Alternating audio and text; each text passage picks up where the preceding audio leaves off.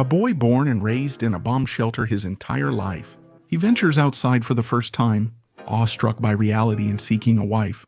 Today, we're searching for Eva. If you enjoy the videos, please like, subscribe, and turn on notifications to support the channel. It's free and really helps me keep growing. Let's get started. The story is set during the Cold War when American families began constructing and seeking shelters to safeguard against potential Soviet atomic attacks. In 1962 and in Los Angeles, a group of people gossip about Calvin and his pregnant wife Helen, constantly criticizing them behind their backs. During the party, they watched the United States president's broadcast about a missile crisis with Cuba that could destroy cities.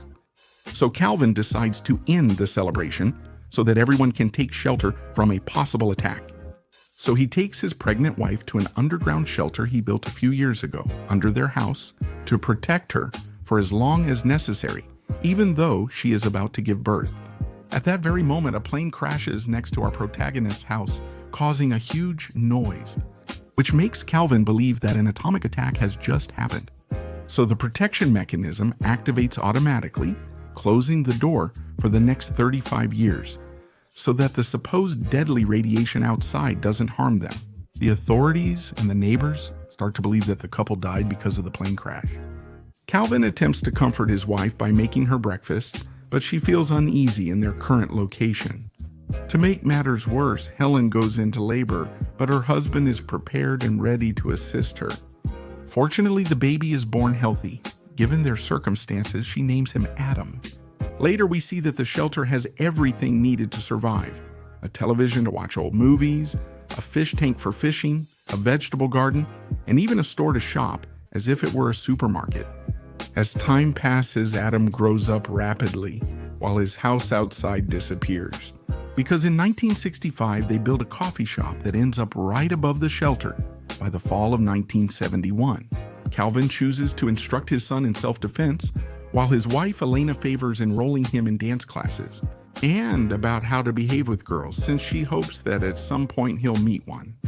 4 years later, the cafe becomes a bar with updated music. And what about the shelter? Calvin begins educating his son on the stock market, multiple languages, and math.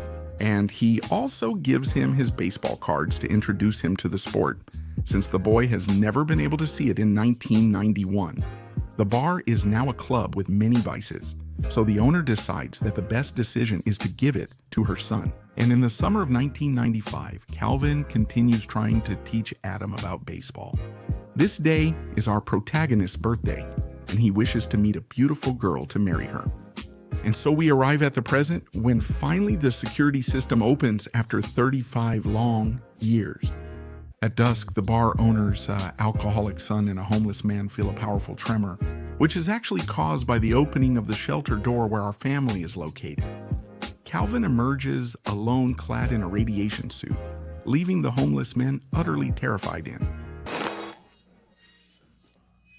Calvin finds himself in a world utterly different from the one he left and what he could imagine while in the shelter. After witnessing several immoral acts while walking through some streets, he decides to quickly return to his family. He tells Helen and Adam that humans have mutated due to radiation, becoming multisexual beings. He decides that staying down there longer is best for everyone, as society has changed from what they once knew. But when she hears this, Helen panics, saying that both she and her son deserve to go out. And because of the argument, Calvin starts having a heart attack. Luckily, he manages to stabilize after a short time. But the supplies are running out, so Helen comes up with the idea to send her son to buy some things, advising him that he can pretend to be someone from abroad and giving him directions to the stores from her time that he can go to. Adam packs a small suitcase with essentials and bids farewell before leaving. His father advises him not to enter the adult bookstore, claiming there is poisonous gas inside.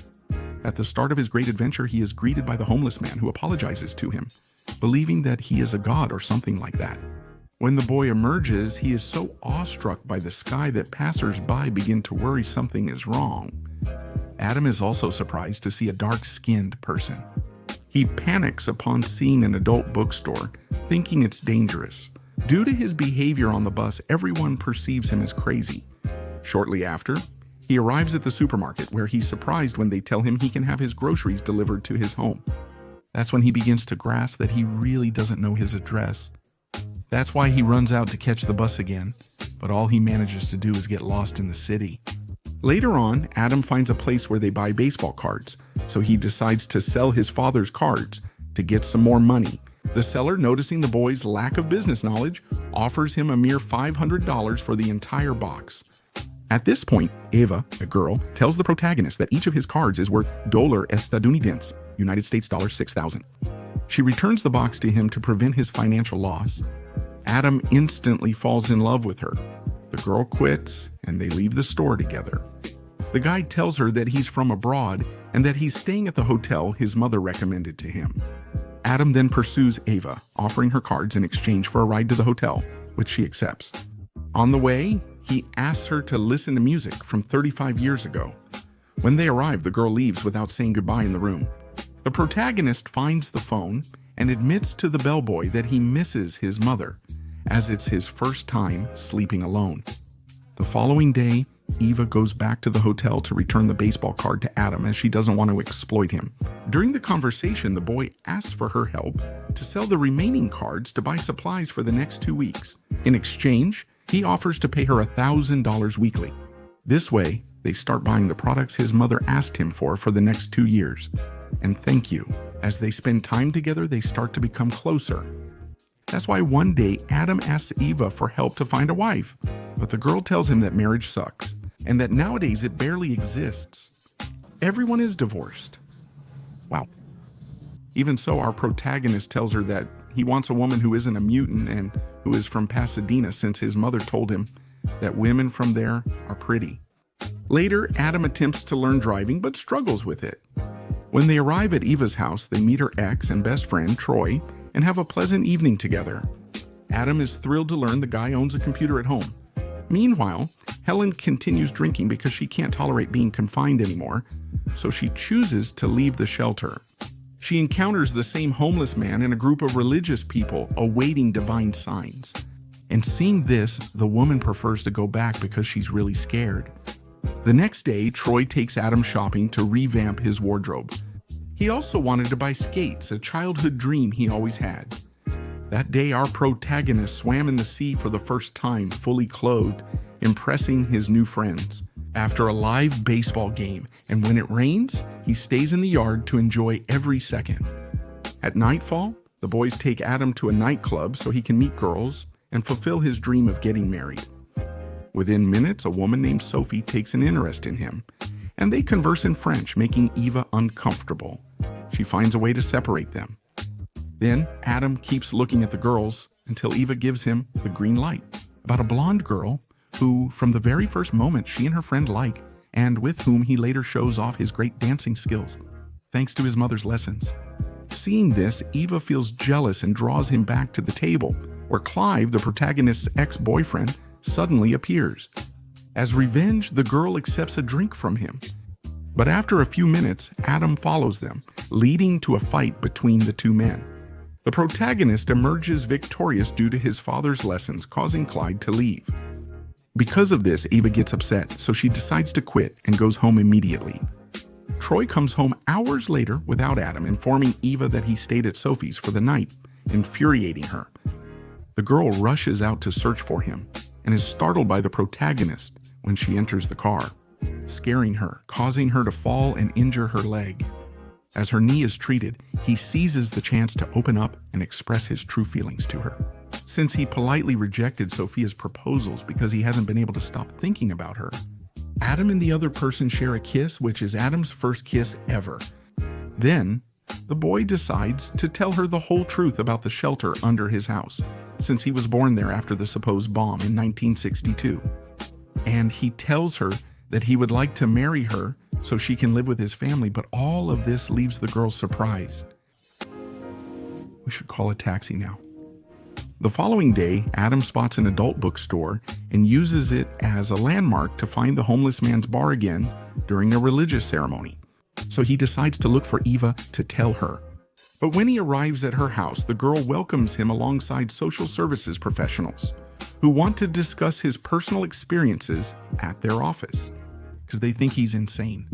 En route to the care center, the protagonist escapes from the social workers, convincing Eva that he's been truthful all along. Soon, the boy and the homeless man return to the shelter with church members to unload the supplies he purchased. Eva and Troy head to the hotel to gather all their belongings, including the box of baseball cards. The kids find out that the items in their luggage are from the 1960s, making them worth millions. Troy recalls the adult bookstore, so they choose to return there. But just as they arrive, we see our protagonist leaving in the truck at that very moment. The boy leaves a voice message for Eva to thank her for all her help and to wish that all her dreams come true. Eva spots him walking down the street before he leaves. She quickly runs towards him, accidentally dropping her box of cards. There, they hug and kiss to celebrate reuniting. Later, Calvin prepares to close the shelter again for 10 years, to prevent the mutants from getting in.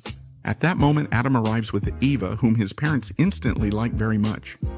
The protagonist informs them that he must depart with her temporarily and requests they secure themselves in the shelter for 2 months until their return.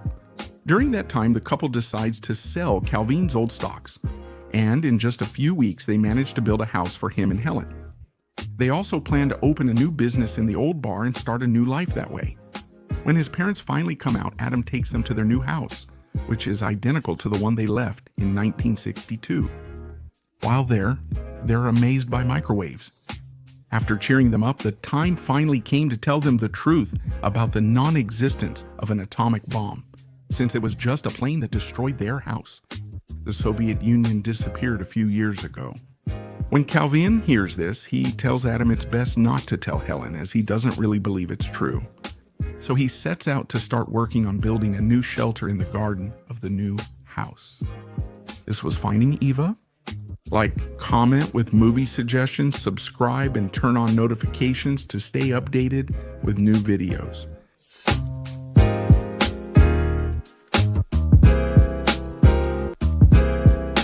Thank you.